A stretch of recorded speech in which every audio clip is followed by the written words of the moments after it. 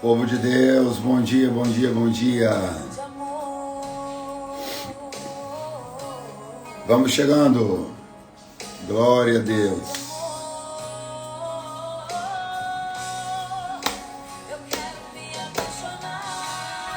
Pense como essa música já me abençoou. Muito, muito. Ontem estava me lembrando dela à noite. Falei, vou abrir a live com esta música. Pastora Fernanda Bruno, CD Profetizando as Nações. Canção Jesus, meu primeiro amor. Maravilhosíssima. Comenta aí se essa música já te abençoou. Comenta aí. E aproveita, vai mandando o aviso de que estamos ao vivo.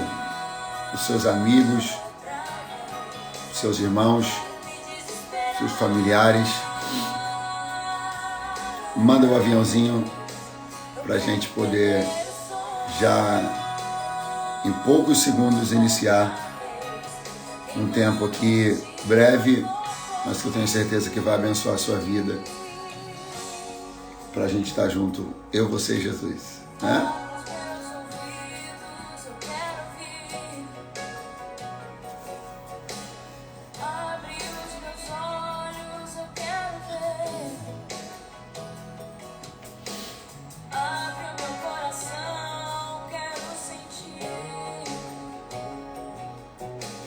Grande amor. Oh, Jesus, envolve-nos com a tua presença essa manhã. Envolve-nos com a tua presença essa manhã. Leva-nos de volta ao primeiro amor, as primeiras obras. Aquece o nosso coração, Senhor, essa manhã. A começar por mim. Incendeia o nosso coração de amor pela tua presença, de urgência pela tua presença. Oh, Pai amado, inclina nosso coração para o altar da adoração essa manhã. Converge todas as nossas atenções, Senhor, a atenção de todos que estão nessa live agora, para o altar da comunhão. Que esse altar queime com fogo santo essa manhã. Tire os nossos olhos de todo outro fogo. Tire os nossos olhos de todos os outros incêndios ao nosso redor. Quantos incêndios acontecendo ao nosso redor para chamar a nossa atenção, para nos distrair, Senhor. Faz-nos olhar para o fogo verdadeiro, o fogo do altar do Deus vivo essa manhã.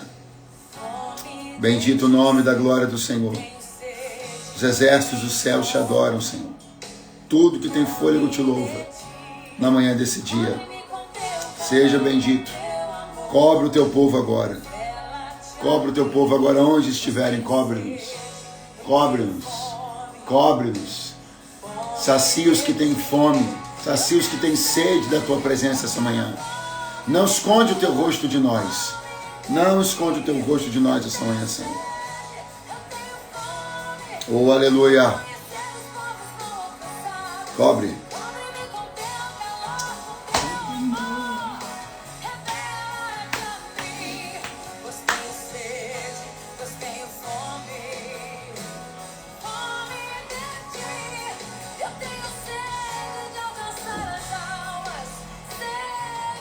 Ei, muito bom, hein? Bom demais, hein? Sejam todos muito bem-vindos. Mais uma vez, e pela última vez, antes de lermos um texto bíblico, mande aí para os seus amigos a nossa live. Avise para os desavisados que nós estamos ao vivo. E isso vai ser bom, você vai estar prestando um serviço importante para alguém. Eu quero ler com você o Evangelho segundo Marcos, capítulo 9, versículo de número 2. Eu estou bem rouco, né? E até por isso eu vou precisar talvez encurtar um pouquinho. Digo talvez porque a gente não sabe, né? Encurtar um pouquinho aqui essa live hoje. Eu estou bem rouco. O final de semana foi muito intenso, glória a Deus por isso, mas deixou suas marcas, né? Deixou as marcas na garganta do pregador. Mas o Senhor é bom, é muito bom. Marcos capítulo 9, versículo de número 2, e diz: E 6 dias depois, Jesus tomou consigo a Pedro e Tiago e João e os levou a sós, em particular a um alto monte, e transfigurou-se diante deles. E as suas vestes tornaram-se resplandecentes, em extremo brancas como a neve, tais como nenhum lavandeiro sobre a terra as poderia branquear. E apareceram-lhes Elias e Moisés, e falavam com Jesus. E Pedro, tomando a palavra, disse a Jesus: Mestre, bom é que nós estejamos aqui, e façamos 3 cabanas, uma para ti, uma para Moisés e outra para Elias, porque não sabia o que dizia, porque estavam assombrados. E desceu uma nuvem que os cobriu com a sua sombra, e saiu da nuvem uma voz que dizia: Este é o meu filho amado, a ele ouvi. E tendo olhado ao redor, ninguém mais viram, senão Jesus com eles. Descendo eles do monte, ordenou-lhes que a ninguém contassem o que tinham feito, até que o Filho do Homem ressuscitasse dos mortos. Uau! Eu, assim como você, sem dúvida alguma, acho esse texto bíblico maravilhoso, poderoso, impactante. E algumas verdades chamam a minha atenção nesse texto. E uma delas, porque é a primeira delas, é perceber, o pessoal que está chegando agora, a gente lê o Marcos, capítulo 9, a partir do verso 2, a transfiguração de Jesus.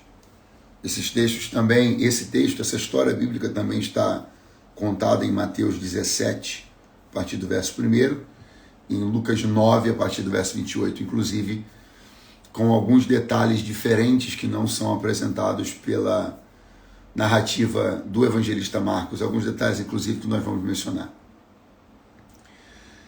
Então, a primeira questão que me salta aos olhos é perceber que Jesus fez algumas seleções dentro do seu ministério.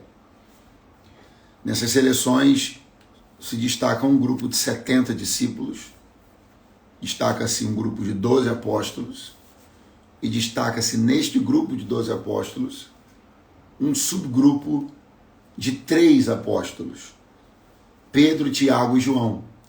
E esses 3 apóstolos são justamente os que estão aqui pensados, selecionados para esse momento, que claramente é um momento distinto no ministério de Jesus. Não se engane, porque é impossível comparar esse momento do ministério de Jesus a outros momentos que tenham acontecido. Isso aqui é muito distinto, isso aqui é muito diferente, isso aqui é muito especial. Jesus vai transfigurar-se. A visão que eles terão da glória de Deus, a visão que eles terão da glória de Cristo naquele dia, é uma visão que outras pessoas não puderam ter, não chegaram a ter. Jesus havia dito para eles, antes deste momento, no momento de reunião aos 12, Jesus disse: há alguns dentre vós que não morrerão antes de que tenham uma visão do reino de Deus. E era exatamente sobre este momento que Jesus falava. Inclusive, é interessante perceber que Jesus diz: alguns dentre vocês não vão morrer antes de ter uma visão do reino de Deus. E essa visão do reino de Deus era naturalmente uma visão transcendental, uma visão metafísica, uma visão maior do que as visões práticas, ou as demonstrações práticas do reino de Deus que eles já estavam vendo. Então eles estavam percebendo que tratava-se de uma visão particular, de uma visão diferente, a ponto de Jesus dizer que essa visão seria dada a alguns deles, não a todos, mas a alguns deles, antes de que morressem. Eu tenho para mim, pelo menos eu, se eu ouvisse uma coisa como essa, eu pensaria que isso viria a acontecer poucos minutos antes da minha morte. Afinal, parece que é um tipo de experiência, um tipo de visão que acontecem bem ali no limiar da nossa existência, da nossa vida humana. Bem ali, né, no momento final, ou nos momentos finais, que dividem ali a vida da morte. Aquelas visões de quem está já ali com a sua senha sendo cantada, né? Mas, ao contrário do que poderia parecer, isso aconteceu 6 dias logo depois.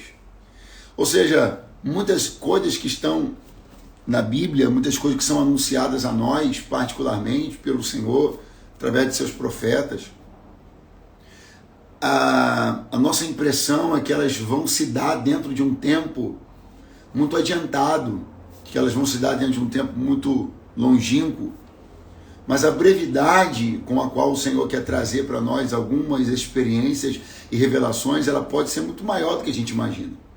Eu quero convidar você a estar pronto para ser chamado a subir o monte do Senhor a qualquer momento, e não talvez quando você se julgue maduro, pronto, preparado, não talvez quando você esteja já velhinho, e quando essas revelações podem não ter mais muito tempo de impacto e muito tempo para surtir efeitos que possam modificar a sua vida o tanto quanto Deus quer. A verdade é que se algumas coisas elas acontecerem daqui a muitos anos e, portanto, um pouco mais próximas da nossa morte, elas não terão mais tanto tempo de aplicação e de atuação na nossa vida terrena a ponto de impactarem e modificarem tanto quanto Deus quer. O que eu quero dizer é o seguinte: por que Jesus mostrou aquilo 6 dias depois? Porque Jesus queria que os discípulos tivessem tempo de maturação daquela visão. Até porque eles só poderiam falar sobre ela depois de que Jesus ressuscitasse. Então, não basta apenas que o Senhor entregue a visão. Ele também quer que nós tenhamos tempo de maturação e tempo de exercício, tempo de prática acerca daquilo que nós vemos, daquilo que nós veremos, daquilo que nos afetará. Quando os discípulos sobem ao monte com Jesus, e são 3 discípulos, e não todos os discípulos, não há constrangimento no Senhor em fazer uma seleção. Isso me deixa muito tocado. Me deixa muito tocado perceber que a seleção é algo do qual muitas pessoas fogem por constrangimento. A seleção é uma medida impopular. Por favor, se você tem um papel e uma caneta, anote isso. A seleção é uma medida impopular. Você já percebeu todas as vezes, vou dar um exemplo brasileiro. Você já percebeu que todas as vezes que existe um momento de convocar a seleção brasileira para a Copa do Mundo, eu te pergunto, essa é uma medida popular? Eu te pergunto, quando o técnico convoca a seleção para a Copa do Mundo, a convocação dele é completamente popular? Não. Há sempre aqueles técnicos de plantão, Brasil afora, que seja nos almoços de família, seja onde for, seja depois do culto, eles vão estar falando sobre quem não foi, sobre os que foram e não deveriam ir, porque toda a seleção é uma medida de impopularidade. Então compreenda, meu irmão, que nós vamos precisar estar prontos para lidar com níveis de impopularidade todas as vezes que precisarmos fazer algum tipo de seleção. E fazer seleção é algo extremamente importante e extremamente comum na vida de todas as pessoas que querem um nível de experiência com Deus e de vida com Deus diferente. Seja na vida com Deus, seja nos negócios, seja nos empreendimentos. A vida requer seleções. Quem se omite das seleções da vida, dos selecionamentos da vida, está abrindo a porta indistintamente para todo tipo de relação, para todo tipo de relacionamento. Nós vamos valorizar o nosso monte de revelação, o nosso monte de transfiguração.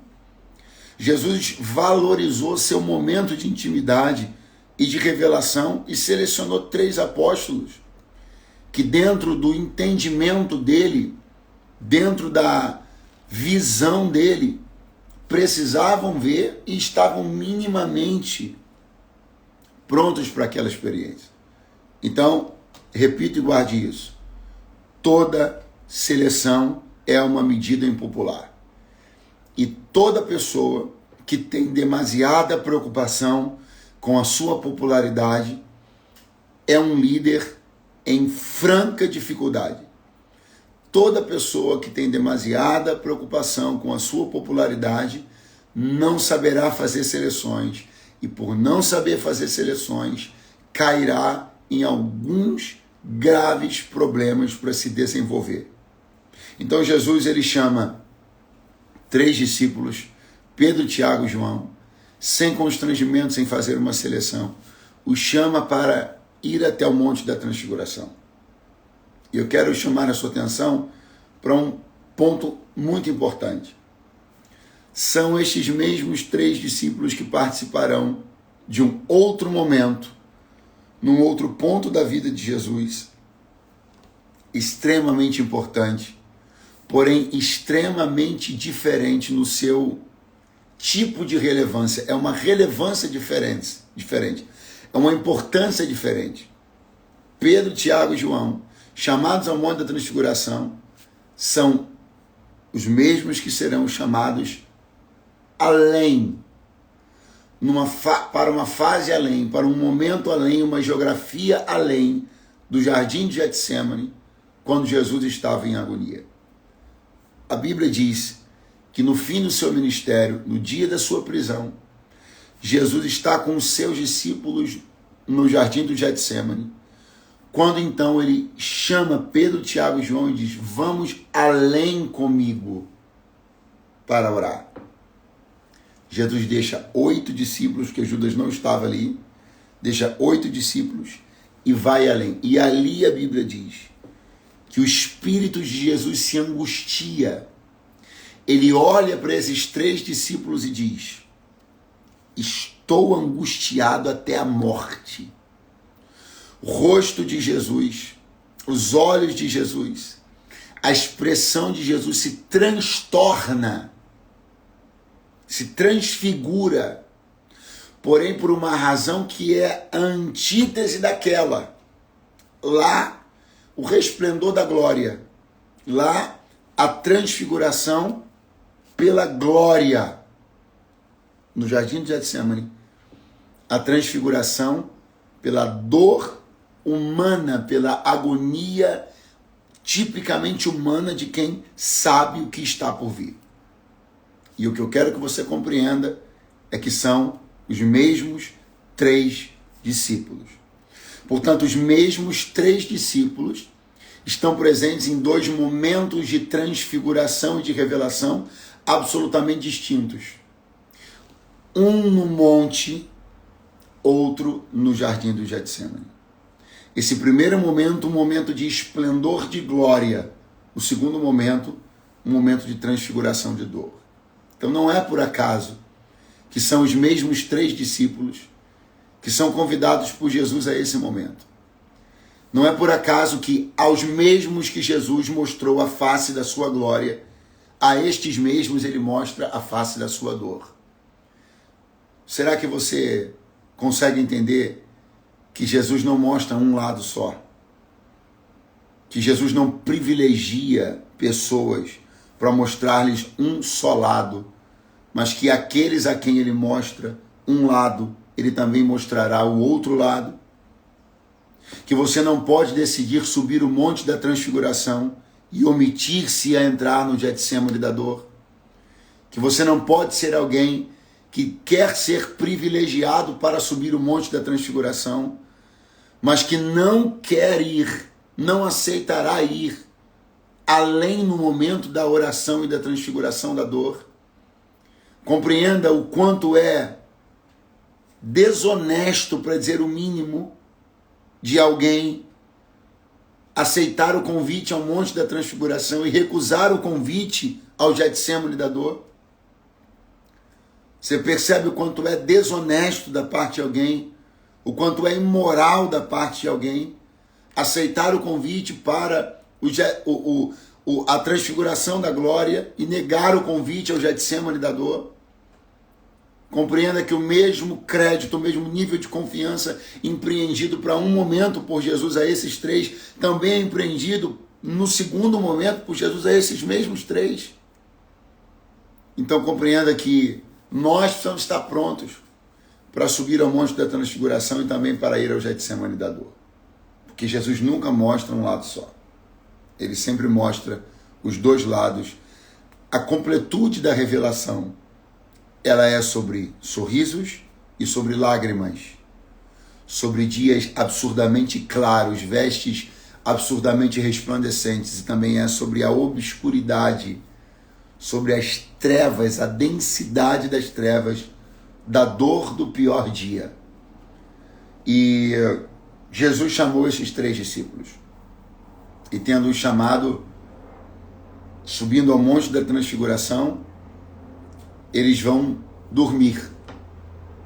E quando dormem, uma coisa tremenda acontece.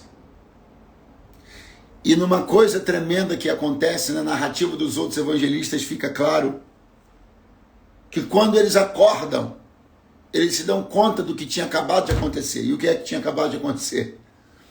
Tinham descido ao monte da transfiguração Moisés e Elias e falavam com Jesus. Quando eles acordam, eles se dão conta daquela visão, se dão conta daquele momento, se dão conta da grandeza do que está acontecendo ali naquele momento, e assombrados com aquilo que está acontecendo, as vestes de Jesus. E esse é um detalhe que somente o evangelista Marcos aponta desse jeitinho. Eu vou repetir, porque é lindo. Marcos 9, para quem chegou depois.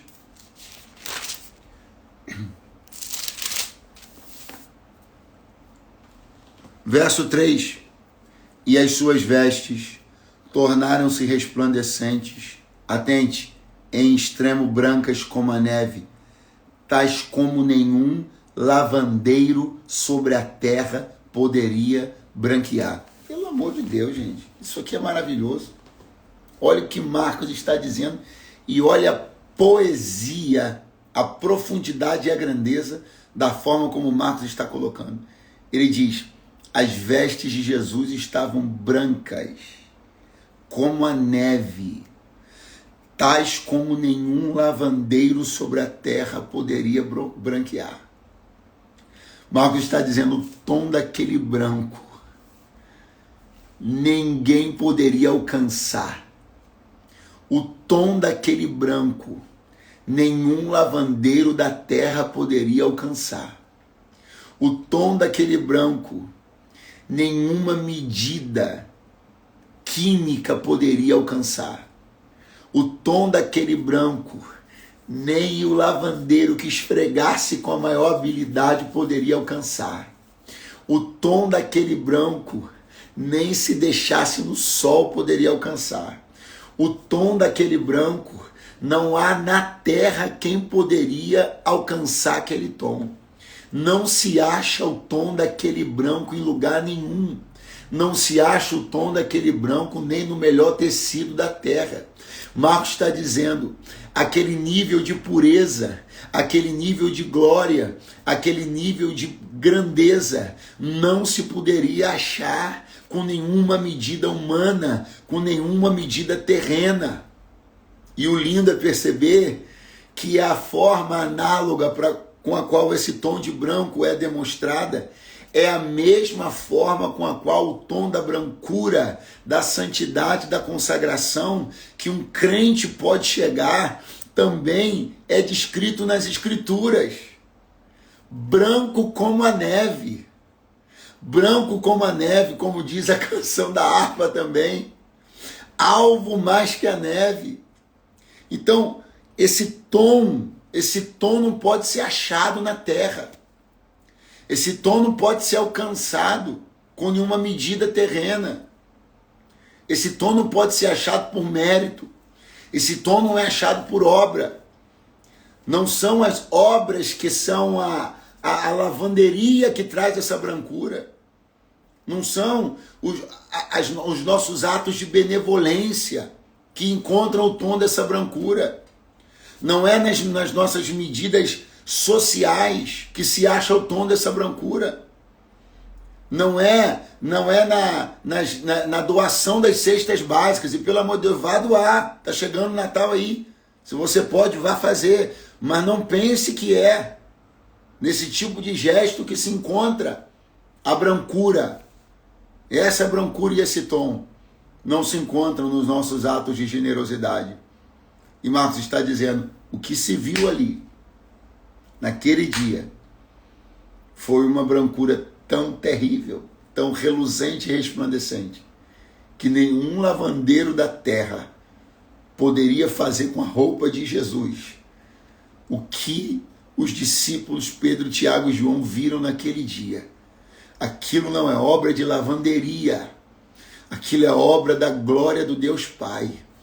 Eu quero dizer a você, meu irmão, nessa manhã, o que Deus quer fazer conosco não é obra de lavanderia. O que Deus quer fazer com a sua família não é obra de lavanderia. Eu quero profetizar na autoridade do nome de Jesus. Não importa como esteja a sua casa, não importa como esteja o seu casamento, não importa como esteja a sua vida, não importa como esteja a sua moral, não importa como esteja o sobrenome da sua família. O que Deus vai fazer na sua vida, na sua casa, não é obra de lavanderia. O que Deus vai fazer na sua vida, na sua casa, não é obra de lavandeiro. O que Deus vai fazer na sua vida, na sua casa, é obra de sangue. É obra do sangue do Cordeiro. O Cordeiro de Deus que tira o pecado do mundo, ele que vai lavar a sua vida, vai lavar as suas vestiduras, vai lavar a sua casa, vai lavar o sobrenome da sua família. Ou essa expressão me vem forte pelo Espírito. Ele vai lavar o sobrenome da sua família, vai fazer novas todas as coisas. Em nome de Jesus, se aproprie dessa palavra essa manhã. Aquela brancura, como a neve, saltou os olhos dos apóstolos, Pedro, Tiago e João. E de repente, quando eles se dão conta, estavam ali Moisés e Elias. Moisés e Elias. Duas figuras icônicas da antiga aliança estão presentes no Monte da Transfiguração. E quando os discípulos abrem os olhos, eles percebem o que está acontecendo. Despertando do sono. Um sono que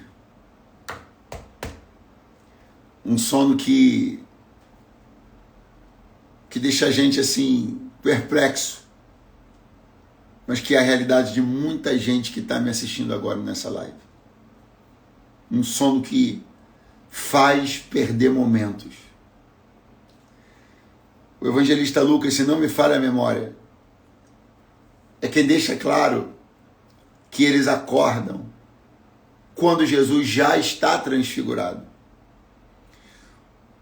Portanto, eles não percebem, eles perdem, na verdade, um momento que a chave vira. O momento onde as vestes se resplandecem. Eles dormem com uma visão, é isso que eu quero que você entenda. E acordam com uma outra visão. Vou repetir. Eles dormem com uma visão e acordam com outra visão. Só que houve um momento. Tá claro para você isso? Um momento. Há um momento onde as vestes brilham. Há um momento onde o rosto resplandece. E esse momento eles não viram. O que eles viram? Viram as vestes resplandecentes. Viram o rosto brilhando? Mas isso aconteceu num dado momento, sim ou não? Eu não sei se foi um segundo. Mas foi um segundo perdido. Eu não sei se foram 2 segundos. Se foram 2 segundos perdidos. E o que você precisa entender é que o sono sempre vai te roubar um tempo. O sono inapropriado. Não estou falando daquele sono de quando termina o seu dia e você vai dormir o sono dos justos. Não. Eu estou falando do sono no momento inapropriado. Estou falando do sono no momento indevido. Ele sempre vai te roubar alguma coisa. Anota isso. Porque o sono no momento indevido é ladrão. Isso é maravilhoso se você estava com papel e caneta na mão. Porque dormir na hora certa te devolve. Dormir na hora certa te repõe. Dormir na hora errada te rouba. O mesmo elemento, o sono, quando na hora errada rouba, quando na hora certa devolve. Se você dormir na hora certa, o sono te devolve o quê? Energia, vitalidade. Te repõe o quê? Energia, vitalidade. Mas se você dormir na hora errada, o mesmo sono te rouba. O mesmo sono que é doador de energia na hora certa é roubador de experiência quando na hora errada. O mesmo sono que é presenteador de vitalidade quando na hora certa, o mesmo sono é ladrão de experiência. Ele é kalamashuri me canta lavacheia. O Senhor está colocando a mão nos teus ombros agora. Está sacudindo e acordando você e dizendo: não perca o que eu quero te mostrar. Não perca a vida que você pode viver. Não perca as experiências que você pode ter. Não perca as coisas grandes que eu quero te mostrar. Eu não quero apenas que você tenha uma visão ao dormir e outra visão ao acordar. Eu quero que você veja o momento onde eu vou transformar as coisas. Enxergue o momento onde eu vou virar a chave. Um segundo perdido de um tempo de revelação é muito. 5 segundos perdidos de um tempo de visitação é muito. E Deus não quer que você perca nada. Nada. Quando eles acordam, e eu estou terminando, então pare tudo que você está fazendo agora. Se você pode, pare o que você está fazendo agora. Porque quando eles acordam, estão ali Moisés e Elias.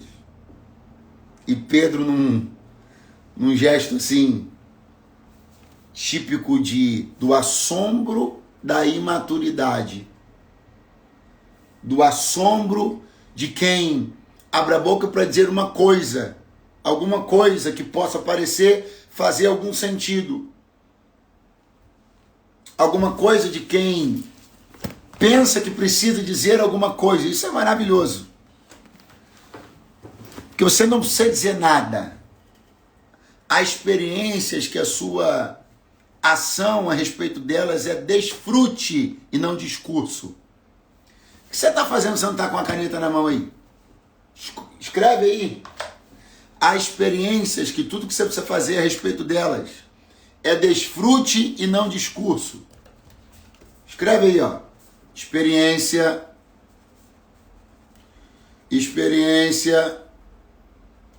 desfrute, não discurso. Escreve aí, porque tem gente que está perdendo tempo querendo fazer discursos sobre a experiência. Enquanto que Deus quer não é que você faça um discurso da experiência, é um desfrute da experiência. Desfrute ao invés de discursar. Tem hora que você não precisa dizer nada, você só precisa mergulhar. Você não precisa dizer nada, você não precisa discursar sobre nada, você só precisa desfrutar do que está diante de você. E Pedro não está entendendo que aquilo não é hora de discurso, é hora de desfrute. E a ideia dele é: Senhor, é muito bom estarmos aqui, porque ele pensa que tem que qualificar. Não tem que qualificar não, Pedro. É claro que é bom. É claro que é bom estar aí. A experiência com Deus não demanda qualificações. Ela é qualificada em si. A qualificação é inerente à experiência. A qualidade da experiência é inerente a ela. Está claro que é tremendo, está claro que é terrível, está claro que é maravilhoso. Não é você que vai qualificar, não. Eu não preciso dizer que é bom, não. É claro que é bom. Deixa eu dar uma nota aqui para essa revelação. Olha, é bom, hein? É bom, é muito bom estarmos aqui, é muito bom. Compreenda uma coisa, meu irmão? A única pessoa que tem, se você está anotando isso, a única pessoa que tem a devida condição de qualificar o que faz é o próprio Deus. Deus nunca deu oportunidade para ninguém dizer que aquilo que ele faz é bom. Só ele mesmo que falou isso. Depois de todo o ato criativo, Deus sempre disse, é bom. E Deus nunca chamou um anjo e perguntou, está bom? Deus nunca... Não. Deus não chamou Adão e Eva depois da criação naturalmente, olhou, disse assim, dá uma olhada aí, me diz se é bom. Não. Oportunidade de qualificar a obra não é dada a homens, só Deus qualifica aquilo que ele faz. Então Pedro abriu a boca e disse assim, Senhor, é muito bom. Eu pensei assim, não diga, é sério, é bom. É tão bom, Senhor, tão bom que eu tenho uma ideia. Boa demais. Vamos fazer 3 tendas. Uma para o Senhor, uma para Moisés, uma para Elias, porque a gente faz o seguinte, a gente captura essa experiência, a gente envelopa essa experiência e a gente deixa essa experiência bem aqui retida para a gente poder aproveitar um cadinho mais dela. Eu acho muito interessante que existem pessoas que, quando a experiência estava se desenvolvendo, elas dormiram. Aí, quando elas decidiram acordar, elas querem congelar o tempo. Elas querem capturar, encapsular o tempo da experiência. Deixa eu dizer uma coisa para você. A experiência com Deus está acontecendo agora. Agora. A experiência com Deus, o controle remoto dela não está na sua mão. Não é quando você se distrai, perde uma cena de um filme, aí você vai lá, pega o controle remoto e volta e assiste de novo. Ou quando você vê uma coisa muito interessante, você vê e pausa. A experiência com Deus, o controle remoto da experiência com Deus não está na sua mão, portanto você nem volta e nem congela. Voltar, Pedro sabia que não podia voltar. Já que ele não pode voltar, ele diz assim, eu vou encapsular a experiência. Dentro de 3 tendas.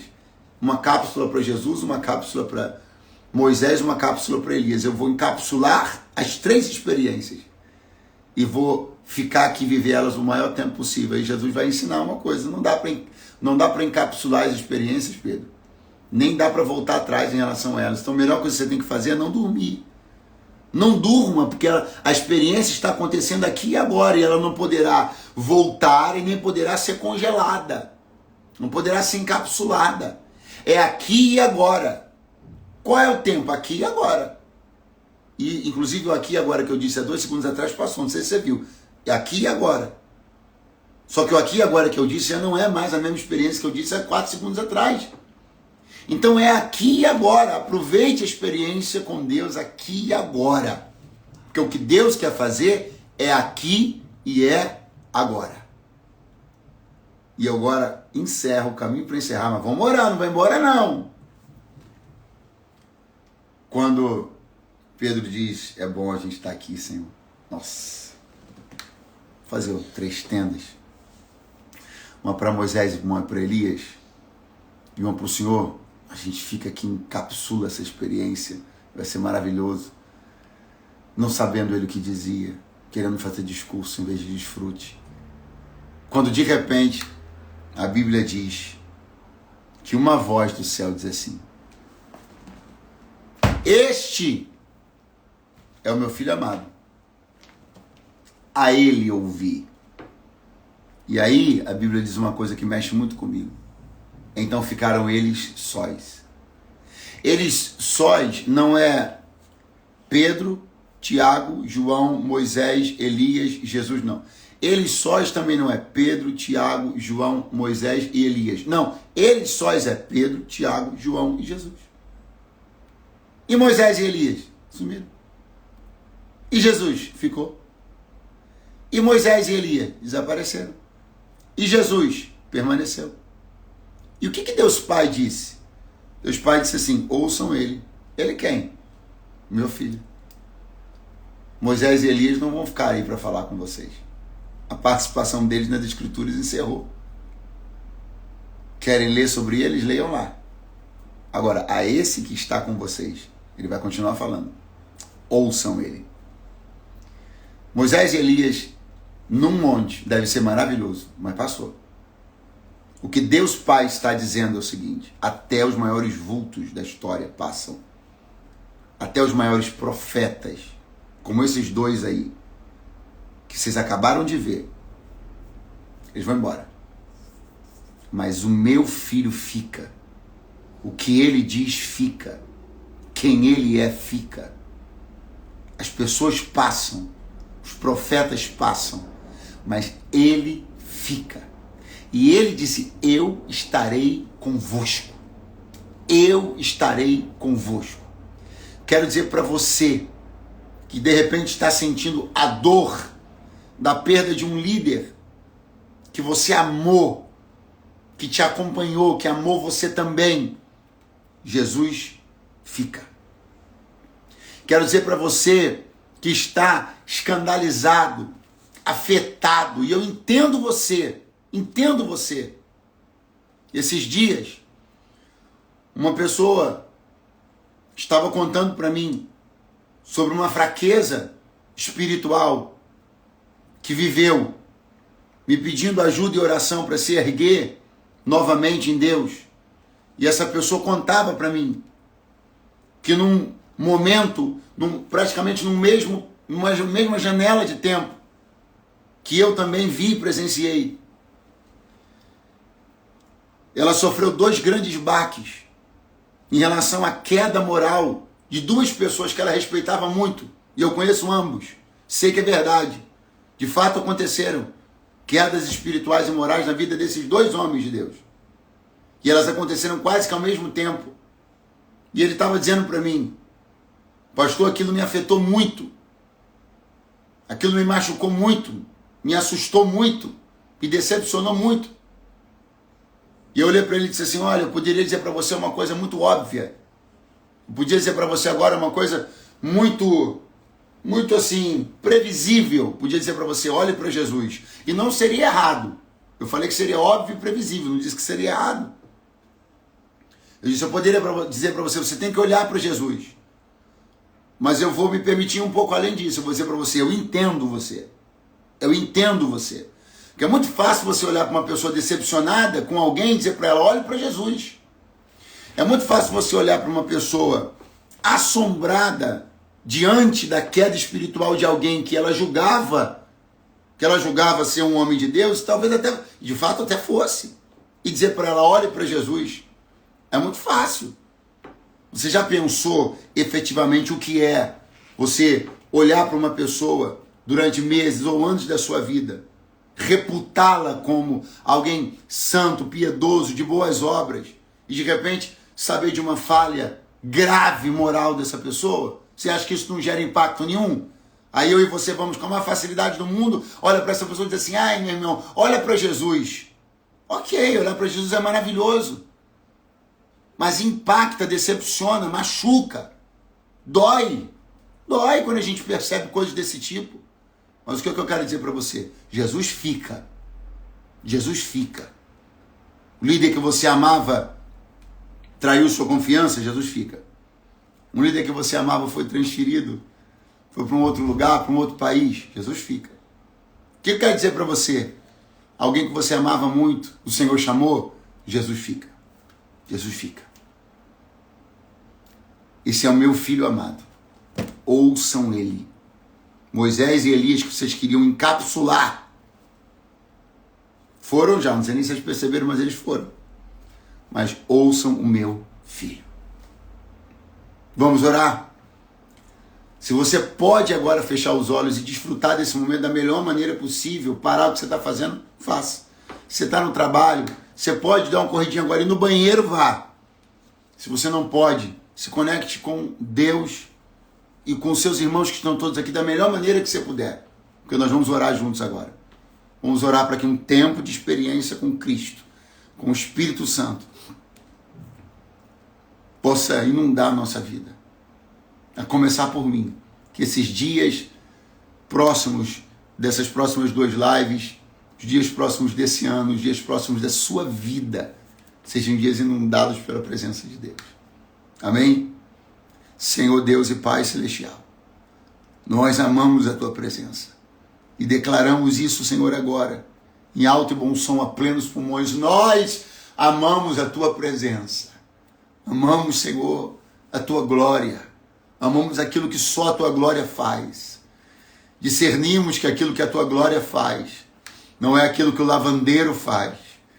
Discernimos que aquilo que a Tua glória faz não é aquilo que as emoções banais e triviais fazem. Discernimos que aquilo que a tua glória faz não é aquilo que os treinamentos de performance fazem. Discernimos que aquilo que a tua glória faz, ninguém pode fazer. E é por isso que chamamos pelo poder da tua glória. Chamamos pelo poder da tua glória. Chamamos pelo poder da unção que despedaça todo jugo. Chamamos pelo poder. Chamamos pelo poder da presença de Cristo, que é maior do que a presença de qualquer profeta, do que a presença de qualquer pessoa. Clamamos agora pelo Deus vivo. Rasga o céu sobre as nossas cabeças, Senhor. Que a tua voz seja ouvida aos nossos ouvidos nestes dias e que o Senhor nos abençoe grandemente, dando-nos paz para viver esse dia, cheio da tua presença e da tua glória. Queremos ter um nível de experiência maior e melhor, mais profundos contigo. Fica conosco hoje graciosamente e que nesse dia o Senhor nos acompanhe, que o teu Espírito esteja conosco e que o Senhor possa transformar a nossa vida de glória em glória. Em nome de Jesus, dá-nos um dia de paz. Alcança famílias agora, Senhor, lavando-as com teu sangue. Lava sobrenomes com teu sangue agora, aquilo que o dinheiro não pôde fazer pela reputação de uma família, teu sangue faz. Aquilo que uma bela viagem não pôde fazer pela reputação de um casamento, teu sangue faz. Faz, Jesus. Faz, Jesus. Faz, Jesus. Lava com teu sangue a reputação de um ministério. Lava com teu sangue a reputação de uma casa. Teu sangue faz. Em nome de Jesus. Em nome de Jesus, assim te oramos nessa manhã. Amém. E graças a Deus. Que Deus te abençoe muitíssimo, irmão. Que Deus te abençoe muitíssimo. Amanhã, às 9 da manhã, eu espero você de volta. Eu, você e Jesus. Amanhã, às 9 da manhã. E também na quinta-feira, às 9 da manhã, nós estaremos juntos aqui nessa breve série de 3 lives para compartilharmos a palavra e para orarmos juntos. Deus te abençoe, tá bom? A live vai ficar salva. Bote lá nos comentários aquilo que impactou você, dá um print aí e comente alguma coisa, mande para alguém para a gente poder fazer com que esse conteúdo possa alcançar mais e mais pessoas. Eu quero aproveitar para dizer que hoje eu vou estar pregando na Ademave Recreio, lá com o pastor Gabriel Simões. Então você que é aqui da Zona Oeste do Rio, que quer estar lá com a gente hoje, põe aí no Instagram, procure aí, vai ser fácil, mas eu vou colocar o cartaz hoje ainda também, Ademave com Demudo, né? Ademave Recreio. Eu vou estar ministrando lá hoje, em nome de Jesus, se o Senhor assim permitir. Sexta agora, nós vamos estar no Ouça Palmas. Vai ser muito lindo. Vamos estar eu, a Camila e o Lucas Agostinho. Então você aí do Tocantins tem um chamado para estar com a gente na sexta agora, no Ouça Palmas. E no sábado, no Ouça Araguaína, também no Tocantins, com a Estela Laura, e que vai estar com a gente, eu, a pastora Camila Barros e a Estela Laura, tá bom? E aí, tô vendo gente comentar aqui, dia 4 Brasília, isso aí, a minha amiga Amanda Beatriz, que acompanhou a live com a gente, comentou agorinha, isso aí. E logo depois, nosso próximo desembarque é no Distrito Federal, em Planaltina, ok? Planaltina, Ouça Planaltina, eu, Camila Barros e Rebeca Carvalho, no Ouça Planaltina. E aí a nossa programação para dezembro segue, ainda tem Feira de Santana, Vitória da Conquista, tem Goiânia e tem também Rio de Janeiro, meu Rio de Janeiro, fechando o Ouça 2023, fechando 2023 só, tá? Porque em janeiro a gente já está de volta. Fechando 2023, aqui no Rio de Janeiro, na Barra da Tijuca, no dia 19 de dezembro, uma terça-feira, e nós vamos estar juntos, eu, pastora Camila Barros e Estela Laura, aqui no Rio de Janeiro. Vai ser lindo, lindo, lindo, tá bom? Então tudo isso está no www.ouça, sem cedilha, claro, ouçaofc.com. Tem link também no meu perfil, na minha bio, tem também na bio da Camila, e você pode acompanhar toda a agenda da Conferência Ouça. Gente, beijo grande para vocês, obrigado por terem estado comigo, obrigado ao pessoal que tem interagido tanto e muito nas caixinhas de perguntas que eu tenho aberto, tem sido muito bom interagir com vocês, inclusive Entre hoje e amanhã a gente abre mais uma caixinha para a gente conversar mais um pouquinho, tá bom? Deus abençoe sua vida. Beijo grande. Tchau, povo de Deus. Tchau, tchau, tchau, tchau.